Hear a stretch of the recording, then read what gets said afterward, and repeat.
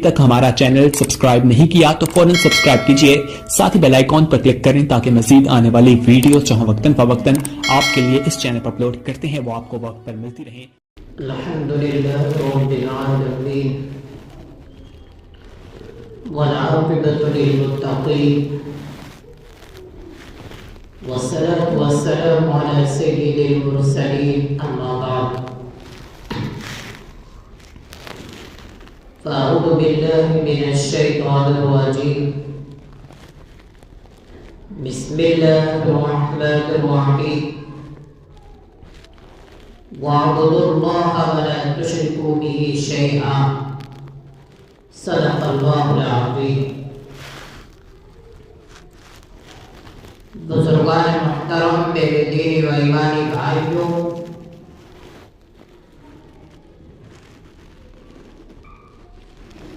मैंने आपके सामने कुरान करीम के आयत तिलावत की जिसका तर्जुमा ये है, और अल्लाह ताला की इबादत करो और अल्लाह ताला के साथ किसी को शरीक ना करो।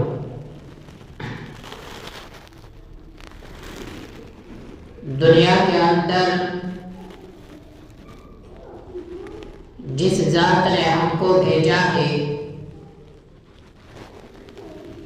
और जिस अल्लाह ताला ने हमको पैदा किया है और जिसने हमें रोजी दी है और जिसने हमको और न जाने कैसी कैसी नेमतों से नवाजा है और जिसने हमारे लिए न जाने कैसी कैसी चीजों को पैदा किया है, वो अल्लाह ताला के जो बीमारी में भी सिर्फ और सिर्फ अल्लाह ताला शिफा देता है, जो मजबूरी में भी हमारी मदद करता है, कैसे भी हालात हो अल्लाह ताला ही मदद करता है। उसके अलावा कोई और जात ऐसी नहीं कि जो हमारी मदद करे। अगर हम अल्लाह ताला को छोड़कर और अल्लाह ताला की नाफरमानी करने लगे, और यही नहीं बल्कि हम ये सोचने लगे कि बीमारी में शिफा देने वाला कोई और है,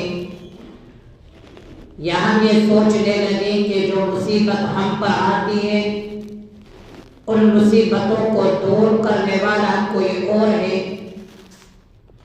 या हम ये सोचने लगे कि जो घरों के अंदर लड़ाई झगड़े होते हैं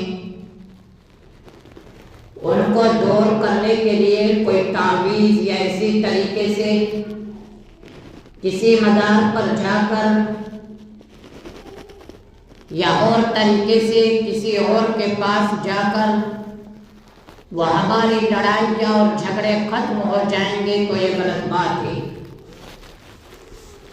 इसलिए कि हमें तो अल्लाह ताला ही की इबादत करनी है और अल्लाह ताला ही के सामने सजदे करने हैं और दुआएं भी अल्लाह ताला ही से मांगनी है। अगर हम खुशी की हालत में हैं फिर भी अल्लाह ताला से मांगना है, और अगर हम मुसीबत में हैं तो फिर भी अल्लाह ताला से मांगना है। और यही नहीं, चाहे कैसे भी हालात हो अल्लाह ताला ही के सामने गिड़गिड़ाना है, और कितने भी बदतर हालात हो जाए फिर भी अल्लाह ताला को मानना है, अल्लाह ताला को नहीं भूलना है। अगर हम किसी के बहकावे में आकर या किसी के कहने पर और कोई तरीका अपनाते हैं तो हम गुनहगार होंगे, अल्लाह ताला हमसे नाराज होगा। इसलिए कि अल्लाह ताला ने कुरान करीम के अंदर खुद फरमाया है, वअब्दुल्लाह वला तुश्रिकू बिही शैआ, اور تم اللہ تعالیٰ کی عبادت کرو اور اس کے ساتھ کسی کو شریک نہ کرو. ہمیں نہ اس کی ذات میں کسی کو شریک کرنا ہے، نہ اس کی صفات میں کسی کو شریک کرنا ہے. اس لیے کہ ہم بہکاوے میں آ کر جو ہم پوری فیملی کو لے کر مزاروں پر جاتے ہیں اور ساتھ میں عورتوں کو بھی لے جاتے ہیں اور وہاں پر ہم حاضری دیتے ہیں کہ جہاں پر عورتوں کا میلہ ہے، جہاں پر بدعات ہی بدعات ہے، اس کے علاوہ کچھ نہیں. جبکہ قبرستان میں کبھی کبھار جانا جائز ہے، اس لیے کہ آخرت کی یاد آتی ہے. اگر کوئی مرد قبرستان میں جاتا ہے آخرت کی یاد کے لیے اور قبروں کی زیارت کرتا ہے تو کوئی گناہ نہیں ہے.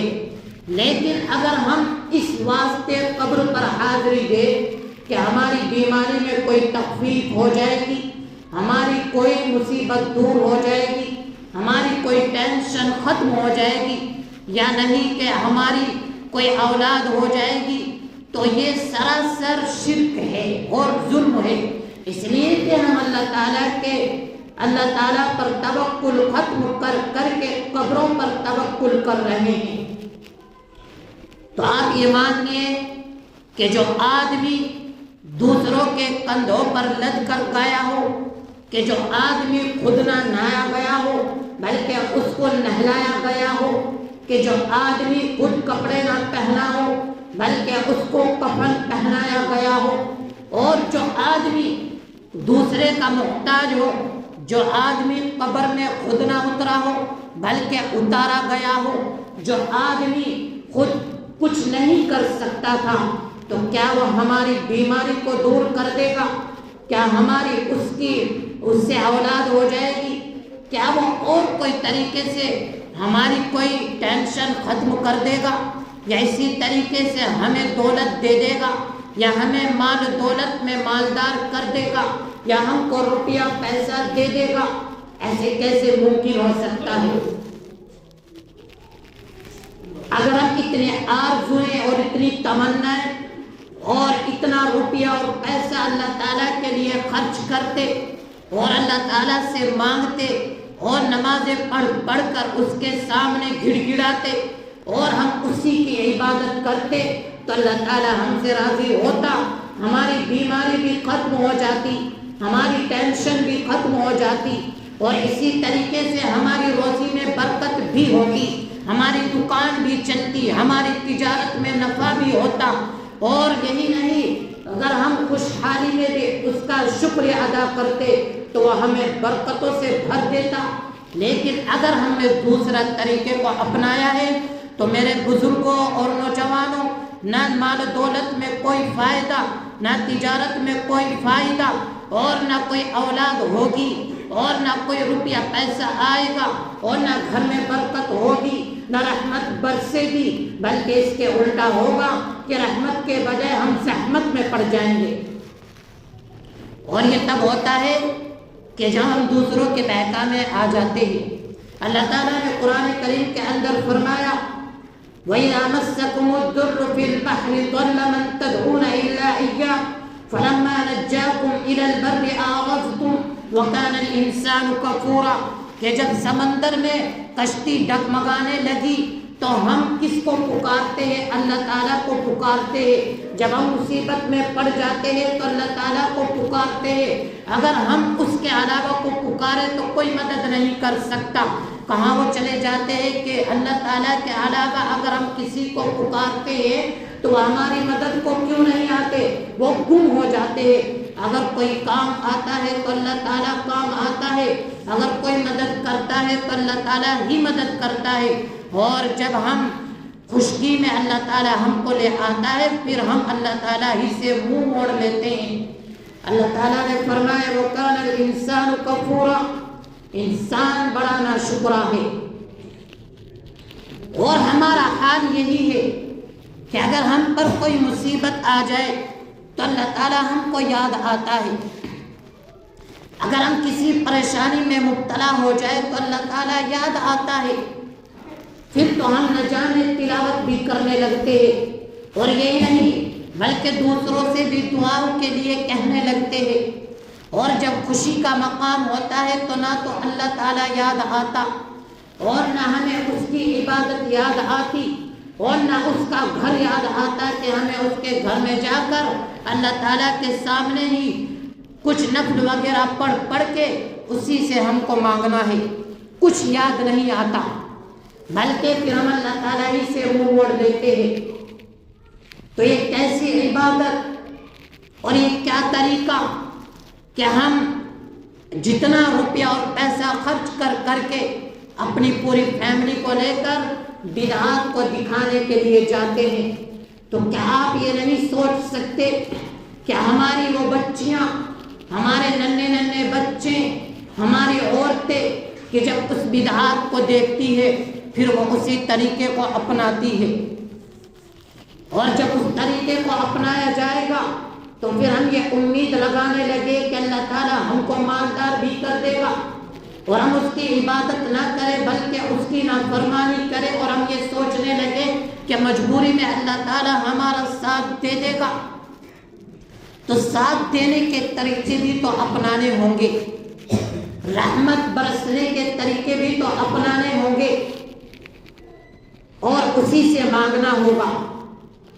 اس لیے کہ حضرت شداد بن اوس رضی اللہ تعالی عنہ کی حدیث ہے کہ اللہ تعالیٰ کے نبی صلی اللہ علیہ وآلہ وسلم نے فرمایا، مجھے اپنے امت میں سب سے زیادہ ڈر شرک کا ہے۔ شرک کیا ہوتا ہے؟ شرک یہ ہوتا ہے کہ اللہ تعالیٰ کی ذات میں اور اس کی صفات میں کسی اور کو شریک کر لینا۔ جب میرا گمان یہ ہوگا کہ میں جا کر چادریں چڑھاؤں گا یا میں وہاں پر اور کچھ کروں گا تو میری بگڑی بن جائے گی، تو کہاں مدد آ سکتی ہے؟ جب میرا گمان یہ ہوگا کہ وہ آدمی جو مکھی کو نہیں اڑا سکتا، وہ آدمی کے جو گل کر گوٹ اس کی ہڈی بھی گل چکی ہے اور جو خود مٹی بن چکا ہے، جب میرا گمان یہ ہوگا کہ اولاد وہاں پر جا کر ہی مجھ کو ملے گی اور کوئی لڑکا یا لڑکی تبھی ہوگی، تو کہاں سے رحمت برسے گی؟ جب میرا گمان یہ ہوگا کہ جب میں وہاں پر جاؤں گا اور جو بھی میں کچھ مانگوں گا مجھے ملے گا، اور پھر میں یہ سوچنے لگوں کہ مجھے فلاں نے بھیج دیا تھا، فلاں نے بھیج دیا تھا، تو آپ یہ سوچئے کہ اللہ تعالیٰ نے جو ہم کو عقل دی ہے، جس عقل کا ہم کو استعمال کرنا ہے، تو کیا ہم نہیں سوچ سکتے تھے، غور و فکر نہیں کر سکتے تھے؟ اور جب ہم مجبوری میں مشورے کرتے ہیں تو کیا خوشی میں مشورے نہیں کر سکتے ہیں؟ لیکن ہم نہیں کر سکتے، اس لیے کہ ہم دوسروں کے بہکاوے میں آ کر وہ کام کر لیتے ہیں، اور حد تو ہماری یہ ہے کہ ہم ان لوگوں کے پاس بھی جاتے ہیں کہ جن کے پاس نہ قرآن کا علم، نہ حدیث کا علم، نہ وہ اللہ تعالیٰ کو مانتے ہیں، نہ نبی کو مانتے ہیں، نہ صحابہ کو مانتے ہیں، وہ ہمارے دین کے کسی بھی چیز کو نہیں مانتے، اور ہم اپنی ضرورت لے کر وہاں پر بھی چلے جاتے ہیں کہ ہو سکتا ہے کہ وہاں پر جا کر کوئی نہ کوئی کچھ پیدا ہو جائے گا۔ تو اس لیے ہمیں ان چیزوں میں نہیں پڑنا چاہیے، شرک سے بچنا چاہیے۔